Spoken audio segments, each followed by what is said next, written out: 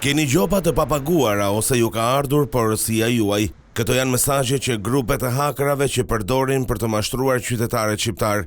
Nuk janë pak, por duket se rastet janë shtuar sidomos gjatë këtij viti, ku persona të paidentifikuar të huaj që operojnë jashtë Shqipërisë kanë hapur faqe interneti identike si faqet shtetërore, ku qytetarët shqiptar në mirëbesim për të paguar gjobat e tyre apo për të marrë shërbime të ndryshme bien prej mashtrimeve. Rastet e fundit që kemi konstatuar janë ai mesazheve që vinin për pagesën e gjobave në një sistem të policisë shtetit.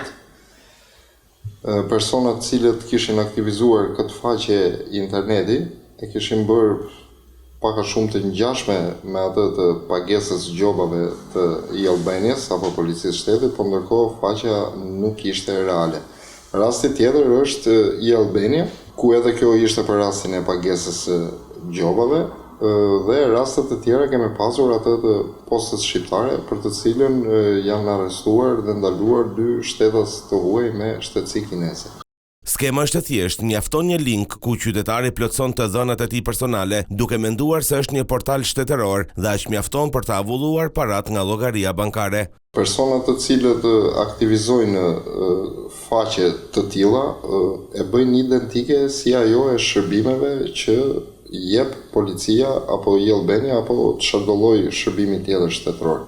Njerëzit duke parë që është e ngjashme, futen, plotësojnë të dhënat e tyre, po themi të dhënat e kartës të kreditit, emër mbi emër, numër telefoni, pra lejnë të dhënat e tyre dhe në qoftë se do plotësosh të dhënat e kartës tënde bashkë me kodin 3 shifror të sigurisë që kam mbrapa, sigurisht që ata ta marrin.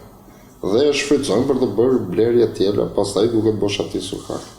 Janë 10 qytetarë që kanë denoncuar raste të mashtrimit pranë krimit kibernetik në policinë e shtetit. Rasti më i fortë ka qenë me postën shqiptare, ku disa shtetas kinez kishin arritur që të marrin të dhënat personale të 5.000 qytetarëve, por fatmirësisht arrestimi i tyre parandaloi vjedhjen e parave të personave që kishin rënë prej kësaj skeme.